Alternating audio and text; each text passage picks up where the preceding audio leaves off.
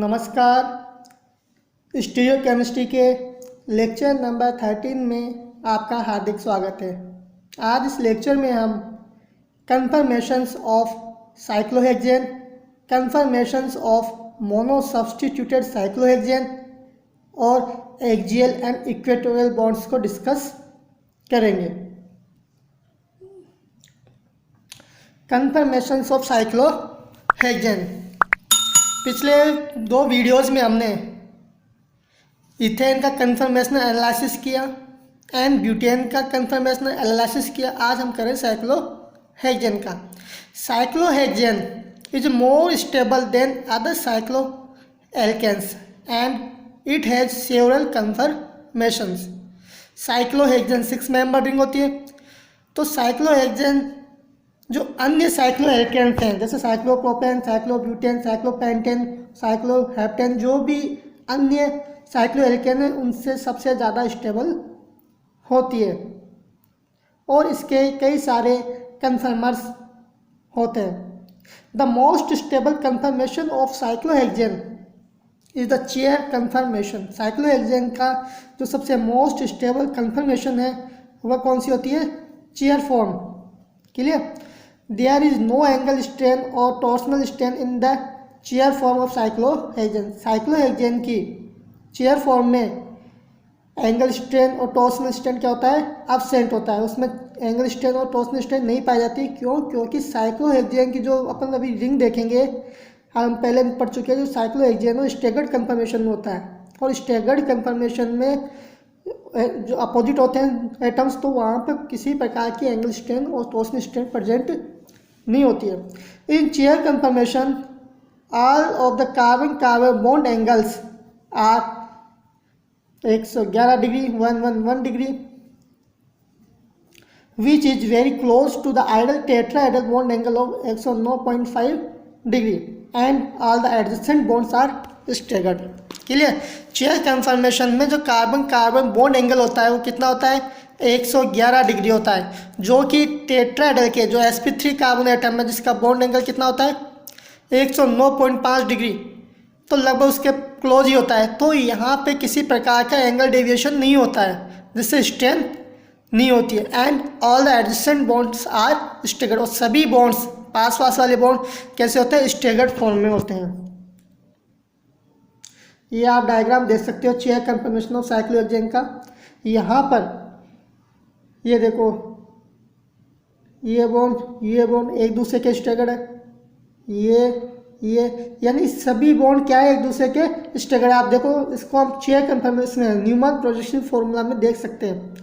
यहाँ पर ये बिल्कुल स्टेगर्ड फॉर्म में आपको दिख रहा होगा कि प्रत्येक बॉन्ड कैसा है? स्टेगर्ड फॉर्म में। अपन ने ये वाली फॉर्म देखी थी, ये देखो स्टेगर्ड फॉर्म, ये भी स्टेगर्ड। यानी कि जो चेयर फॉर्म है साइक्लोहेक्सेन की वो कैसी होती है? स्टेगर्ड होती है, और स्टेगर्ड में एंगल स्ट्रेन एब्सेंट होता है और ये सबसे ज़्यादा मोर स्टेबल होती है। इसी का चेयर कन्फर्मेशन का साइक्लोहेक्सेन की चेयर फॉर्म का ये बॉल एंड स्टिक मॉडल आप देख सकते हो किस प्रकार से होता है। क्लियर? अब यहाँ पर साइक्लोहेक्सेन में आपने देखा होगा कि 12 हाइड्रोजन एटम है। साइक्लोहेक्सेन में कितने एटम्स होते हैं? 12 हाइड्रोजन एटम होते हैं, जो कि दो प्रकार के होते हैं। 6 हाइड्रोजन एटम तो होते हैं एक्सियल पे और 6 होते हैं इक्वेटोरियल। ये जो वर्टिकल है 1 2 3 4, ये 5 और ये 6, ये 6 है हॉरिजॉन्टल वो एक्सियल हाइड्रोजन बॉन्ड। और ये जो तिरछे हैं 1 2 3 4 5 और 6, ये कौन सी है? Equatorial bond. आगे और डिस्कस करते हैं हम एक्सियल इक्वेटोरियल को अच्छे से। ये देखो, ये आपको दिख रहा होगा, each carbon has an axial bond and an equatorial bond. प्रत्येक कार्बन एक्सियल बॉन्ड, प्रत्येक कार्बन पे एक्सियल बॉन्ड भी होता है और इक्वेटोरियल बॉन्ड भी होता है। The axial bonds are vertical and alternate above and below the ring. The axial bond on one of the uppermost carbon is up, the next is down, the next is up and so on. होता क्या है कि देखो, जो axial bonds होते हैं वह क्या होते हैं? वर्टिकल होते हैं। जैसे अगर मैं यहाँ से इस साइक्लोहेक्सेन के बीच में से वर्टिकल एक्सिस निकालूँ, यहाँ से ये वर्टिकल एक्सिस है, तो सभी एक्सियल बॉन्ड्स इसके क्या होते हैं, पैरेलल होते हैं, आप देख सकते हैं डायग्राम में। और जो ऊपर वाले कार्बन है 1 2 और ये 3, ऊपर वाले कार्बन्स पर जो एक्सियल बॉन्ड होता है ऊपर की साइड में होता है, और जो नीचे वाले कार्बन्स हैं उनमें जो एक्सियल बॉन्ड होता है वो नीचे की तरफ होता है और वर्टिकल होता है, क्लियर। और एक कार्बन पर अगर एक्सियल बॉन्ड ऊपर की तरफ है तो उसे जस्ट नेक्स्ट वो क्या होगा, नीचे की तरफ, फिर ऊपर, फिर नीचे, फिर ऊपर और फिर नीचे। तो इस प्रकार से अल्टरनेट क्रम में अप डाउन की तरह ये एक्सियल बॉन्ड्स अरेंज होते हैं और वर्टिकल होते हैं। अब बात करते हैं इक्वेटोरियल बॉन्ड की। इक्वेटोरियल बॉन्ड में the equatorial bonds points outward from the ring. If the axial bond points up, then the equatorial bonds on the same carbon is on a downward slant. If the axial bond down, then the equatorial bond on the same carbon is on an upward slant. होता क्या है कि अगर एक carbon पर axial bond ऊपर की तरफ है तो उसी कार्बन पर इक्वेटोरियल बॉन्ड नीचे की तरफ तिरछा होगा, क्लियर। अगर एक्सियल बॉन्ड नीचे की तरफ है तो उसी कार्बन पर इक्वेटोरियल बॉन्ड ऊपर की तरफ और तिरछा होगा। तो इस प्रकार से इक्वेटोरियल बॉन्ड्स और एक्सियल बॉन्ड्स अरेंज होते हैं। और एक चीज़ और ध्यान रखना कि ये जो इक्वेटोरियल बॉन्ड है ये पैरेलल होता है, जैसे जिगजैग फॉर्म हो गया ना इसे। तो यहाँ पर जो इक्वेटोरियल बॉन्ड्स हैं वह रिंग के बॉन्ड्स के पैरेलल होता है। अभी आप देखोगे, यहाँ देखो इसमें the each equatorial bond is parallel to the two rings bonds one bond away. यहाँ से देखो ये इक्वेटोरियल बॉन्ड है, इसका एक बॉन्ड छोड़ के दूसरा जो बॉन्ड आते हैं उसके कैसा होता है, पैरेलल होता है, क्लियर। इसी प्रकार यहाँ पर देखो, यहाँ पर इक्वेटोरियल बॉन्ड है, एक बॉन्ड छोड़ दो तो दूसरे बॉन्ड के कैसा है, ये पैरेलल है। तो इस प्रकार से इक्वेटोरियल बॉन्ड एग्जिस्ट करते हैं, ये तिरछे होते हैं, मोर स्पेस होता है इनके पास। अब आगे देखो, अब हमने साइक्लोहेक्सेन की चेयर कन्फर्मेशन के बारे में पढ़ लिया। अब बात करते हैं साइक्लोहेक्सेन के दूसरे कन्फर्मेशन जो कि है boat conformation. Boat conformation it is eclipse conformation less stable than the chair form because of eclipsing strength and flagpole interaction. अब यहाँ पर चेयर फॉर्म, जैसे चेयर फॉर्म में यहाँ पर आप ये था, इसको अगर अपन ऊपर उठाएं, इसको ऊपर उठाएं तो अपन को कैसा प्राप्त होता है, बोट फॉर्म, वो बोट फॉर्म प्राप्त होती है, जिसमें यहाँ पर चार कार्बन एटम्स पर एक्लिप्सिंग बॉन्ड पाए जाते हैं, 1 2 3 और ये 4। 1 number, 5 number, 4 number, 2 number carbons पर जो बॉन्ड्स है वो क्या है, एक्लिप्सिंग। तो यहाँ पर एक्लिप्सिंग स्ट्रेंथ मौजूद होती है। एक्लिप्स जब एक्लिप्स कन्फर्मेशन में होता है तो वहाँ पर रिपल्सन होने के चांस रहते हैं। अपने पढ़ चुके हैं अपन पहले कन्फर्मेशन एनालिसिस में कि एक्लिप्स जब हो गए तो वहाँ पर बॉन्ड और बॉन्डिंग इलेक्ट्रॉन्स और एटम रिपल्सन या इंट्रैक्शन पाया जाता है। तो यहाँ पर बोट फॉर्म में एक तो एक्लिप्सिंग स्ट्रेंथ प्रेजेंट होती है जिसके कारण ये चेयर कन्फर्मेशन से लेस स्टेबल होता है। दूसरा, यहाँ पर आप 6 नंबर 3 नंबर पर हाइड्रोजन्स को देखो जो रेड कलर में, ये फ्लैगपोल हाइड्रोजन्स कहलाते हैं, क्लियर। और ये ज़्यादा पास होते हैं। आप जब इसका 3D डायग्राम देखोगे तो ये बहुत क्लोज होते हैं, जिसके कारण इनमें फ्लैगपोल इंटरेक्शन पाया जाता है जो कि एक प्रकार का रिपल्शन होता है। तो इस फ्लैगपोल इंटरेक्शन के कारण भी बोट कन्फर्मेशन क्या होता है, लेस स्टेबल होता है। इस बोट कन्फर्मेशन की आप न्यूमैन प्रोजेक्शन फॉर्मूला देख सकते हो। इसमें न्यूमैन में कैसे देखा अपन ने, इस साइड से अपन देख रहे हैं, क्लियर। अपनी आइज किधर है, इस साइड में। इसमें जब आप देखोगे तो 1 5 ये सामने वाले कार्बन, 2 और 4 ये पीछे वाले कार्बन है जिनको गोले के द्वारा दिखा रखा है, और 3 और 6 ये आप देख सकते हैं, ये वाले ऊपर दिखेंगे। तो इस प्रकार से ये क्या है, न्यूमैन प्रोजेक्शन फॉर्मूला है। और आप यहाँ पर इजीली देख सकते हो कि ये 2 हाइड्रोजन और ये 2 हाइड्रोजन जो कि 1 नंबर और 5 नंबर, 2 नंबर और 4 नंबर पर प्रेजेंट है, वो क्या है, एक्लिप्स फॉर्म में एक दूसरे को अद्रक्षित किए हुए। तो यहाँ पर एक्लिप्सिंग स्ट्रेंथ पाई जाती है। आगे बढ़ते हैं। जो अगला कंफर्मेशन है साइक्लोहेक्सेन का वो है half chair form. It is less stable out of the 4 conformers of cyclohexane. जो हाफ चेयर फॉर्म है वह सबसे कम स्टेबल होती है चेयर कंफर्मेशन के सभी कंफर्मेशंस में।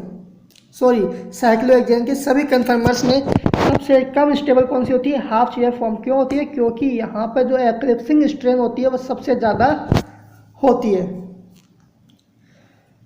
अब अगला कंफर्म है अपना boat form, twist boat. It is partially staggered conformer, more stable than the boat form and half chair form. यह पार्शियली स्टेगर्ड कंफर्मर होता है जो कि बोट फॉर्म से और हाफ चेयर फॉर्म से स्टेबल होता है, ज़्यादा स्टेबल होता है। It is chiral conformer and optically active conformer. ये कायरल होता है और ऑप्टिकली एक्टिव कंफर्मर होता है। ट्विस्ट बोट कैसे प्राप्त हुई? जैसे यहाँ पर उनको बोट फॉर्म थी, बोट फॉर्म कार्बन में जब रोटेट किया तो ट्विस्ट बोट अपन को प्राप्त होती है। देखो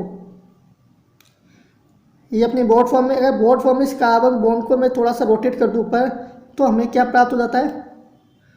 ये ट्विस्ट बोट। क्लियर? और ट्विस्ट बोट दोनों से, बोट फॉर्म से और हाफ चेयर से ज़्यादा स्टेबल होती है। अब बात करते हैं flipping in cyclohexane. Cyclohexane rapidly interconverts between two stable chair conformers because of the ease of the rotation about its carbon-carbon bonds. Cyclohexane में कार्बन कार्बन बॉन्ड में रोटेशन के कारण साइक्लोहेक्सेन दो मोर स्टेबल चेयर कन्फर्मेशंस में inter convert होता रहता है। तो ये दो मोस्ट स्टेबल जो कन्फर्मेशन है अपने कौन से? Chair form. तो साइक्लोहेक्सेन बहुत ज़्यादा रेपिडली मतलब यानी कि इसमें साइक्लोहेक्सेन में रूम टेम्परेचर पर 1 सेकंड में 10⁵ टाइम्स रिंग फ्लिप होती है। 10⁵ गुना। इतना ज़्यादा फ्लिपिंग होने के कारण जो अपन कंफर्मर्स को है वो सेपरेट नहीं कर पाते। When the two chair conformers interconverts bonds that are equatorial in one chair conformer becomes axial in the other chair conformer and bonds that are axial becomes equatorial। जब रिंग फ्लिपिंग होती है cyclohexane में तो एक chair form के axial bonds दूसरे chair form में equatorial में कन्वर्ट हो जाते हैं और इक्वेटोरियल बॉन्ड एक्सियल में कन्वर्ट हो जाते हैं। तो इस प्रकार से एक्सियल इक्वेटोरियल में, इक्वेटोरियल एक्सियल में कन्वर्ट होते रहते हैं। आप देख सकते हैं किस प्रकार से फ्लिपिंग हो रही है। यहाँ पर इस फ्लिपिंग में इस 4 कार्बन को अगर ऊपर की तरफ पुश करें और एक कार्बन को नीचे की तरफ पुश करें अपन तो हमें प्राप्त होता है ये वाला कंफर्मर। यहाँ पर आप देख सकते हो कि इस वाली फॉर्म में जो ये रेड वाले हैं, रेड एरो से दिखा रखा है, ये एक्सियल बॉन्ड्स है। तो ये दूसरे में किस में कन्वर्ट हो गए? इक्वेटोरियल में। क्लियर? और ये जो इक्वेटोरियल बॉन्ड्स है वो किस में कन्वर्ट हो गए? एक्सियल में।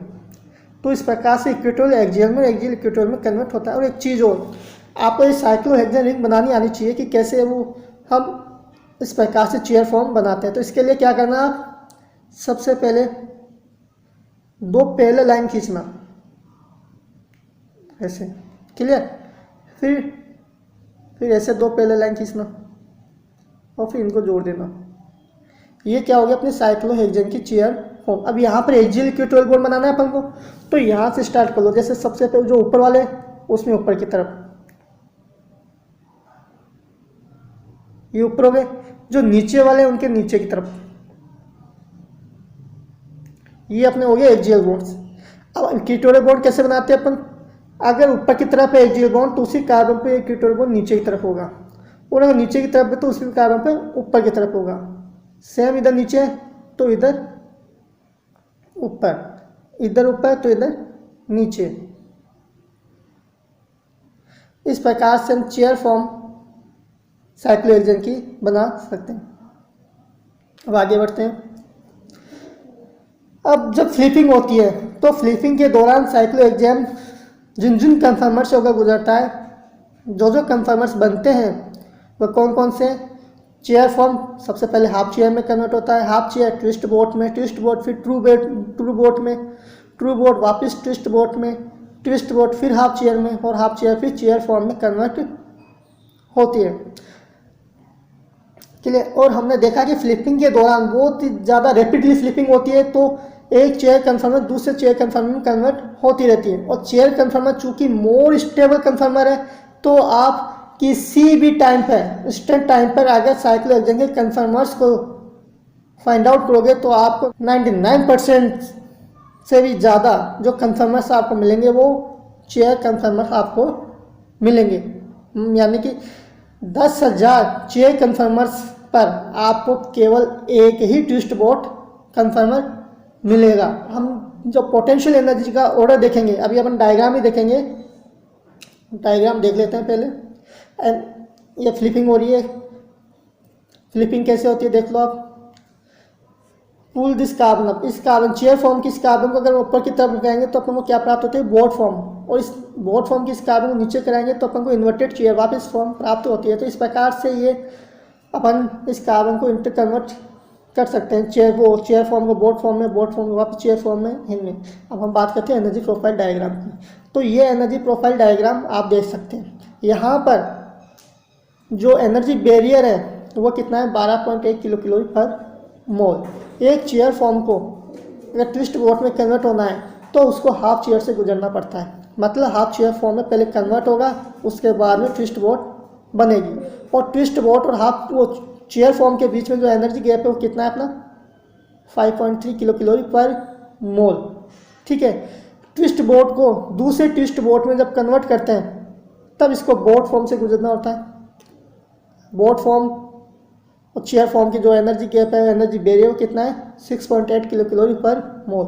इसी प्रकार से ट्विस्ट बोट को वापस चेयर फॉर्म में कन्वर्ट करना हो तो हाफ चेयर से गुजरना पड़ता है। तो आप इस एनर्जी प्रोफाइल डायग्राम में देख सकते हो कि सबसे हाईएस्ट एनर्जी पे कौन है, हाफ चेयर। तो हाफ चेयर सबसे लेस स्टेबल हो गया। पोटेंशियल एनर्जी सबसे ज़्यादा किसकी हुई, हाफ चेयर। उसके बाद में किसकी हुई, बोट फॉर्म, फिर ट्विस्ट बोट और सबसे कम चेयर फॉर्म।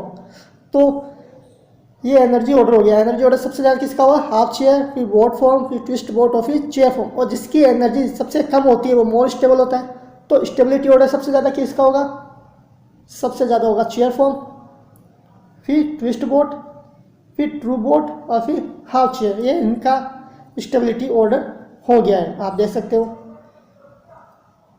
यहाँ पर पोटेंशियल एनर्जी ऑर्डर सबसे ज़्यादा हाफ चेयर, फिर ट्रू बोट, फिर ट्विस्ट बोट और फिर चेयर फॉर्म। ये आपको ये पता होना चाहिए कि कौन ज़्यादा स्टेबल है, कौन लेस स्टेबल है।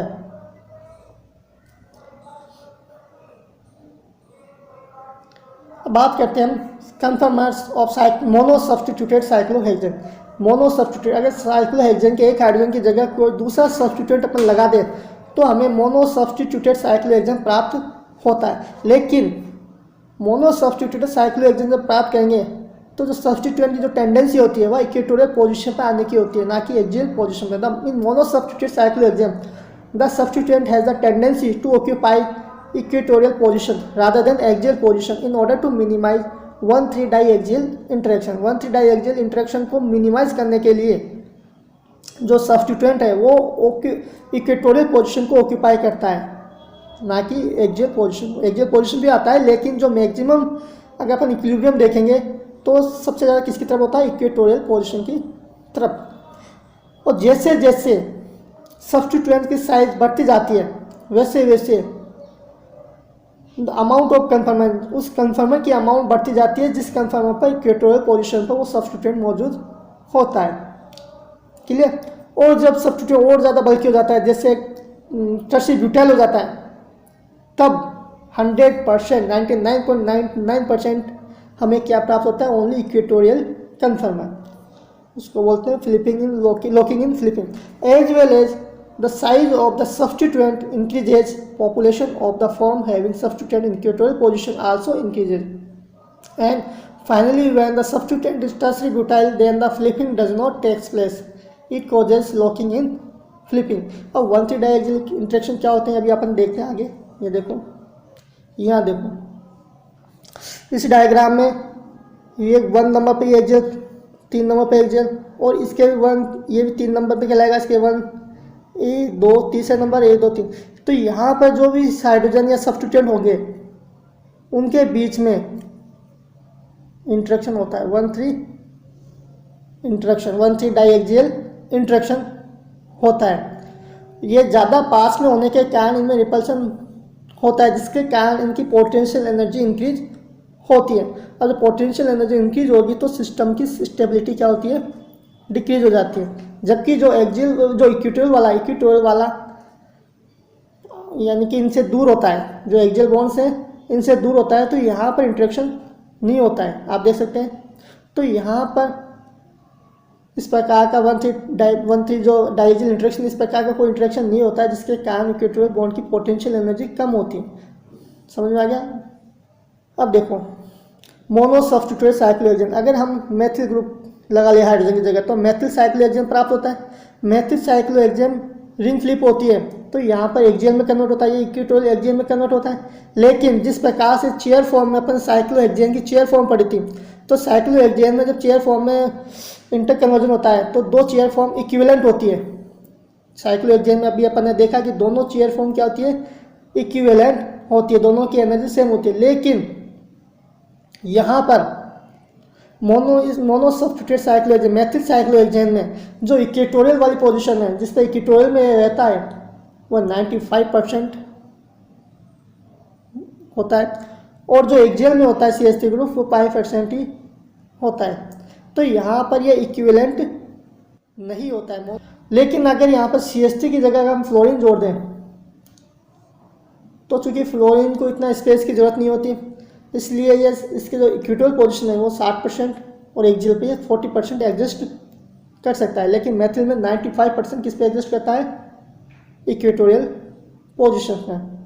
और अगर मेथिल ग्रुप की जगह पर टर्सियल ब्यूटाइल ग्रुप जोड़ दें तो 100% क्या प्राप्त होगा अपन को, इक्वेटोरियल वाली पोजीशन, यानी इक्वेटोरियल पे रहेगा 100%। आप न्यूमैन पोजीशन फॉर्मूला में देख सकते हो किस प्रकार से ये एक्सियल में और इक्वेटोरियल में हमने अभी जो पढ़ा। इक्वेटोरियल में देखो, इक्वेटोरियल में जब मेथिल ग्रुप होता है तो यहाँ पर यह इन दोनों हाइड्रोजन से दूर होता है और यहाँ पर किसी प्रकार का इंटरेक्शन मौजूद नहीं होता है। लेकिन जब ये एक्सियल पोजीशन पर होता है तो एक्सियल पोजीशन में आप देख सकते हो कि ये दोनों हाइड्रोजन जो कि 1,3 पोजीशन पर हैं, ये इसके पैरेलल होते हैं, एटलीस्ट पैरेलल हो गए और बिल्कुल क्लोज होते हैं। तो क्लोज होने के कारण इनमें क्या पाया जाता है, इंटरेक्शन होता है, जिसको बोलते हैं 1,3 डाइएक्सियल इंटरेक्शन, जिसके कारण इसकी पोटेंशियल एनर्जी इंक्रीज हो जाती है सिस्टम की और इसकी स्टेबिलिटी डिक्रीज होती है। इसीलिए मोनो सब्स्टिट्यूटेड साइक्लोहेक्सेन्स में जो सब्स्टिट्यूएंट है वह एक्सियल पोजीशन की जगह इक्वेटोरियल पोजीशन पर आना चाहता है। क्योंकि इस 1,3 डाइएक्सियल इंटरेक्शन को मिनिमाइज करने के लिए, क्योंकि इक्वेटोरियल पोजीशन पर 1,3 डाइएक्सियल इंटरेक्शन नहीं होता है। आप यहाँ देख सकते हो अच्छे से डायग्राम में कि यह मेथिल ग्रुप अपना एक्सियल पोजीशन पर है और ये 1,3 और 1,3 पोजीशन पर दो हाइड्रोजन्स हैं।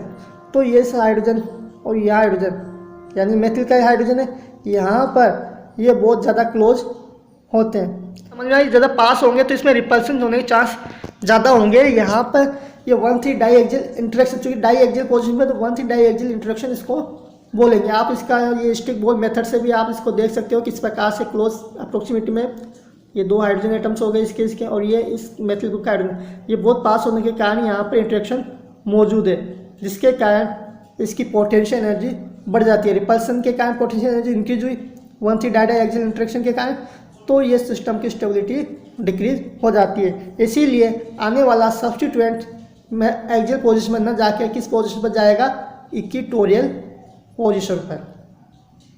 ये रेफरेंसेज है। धन्यवाद।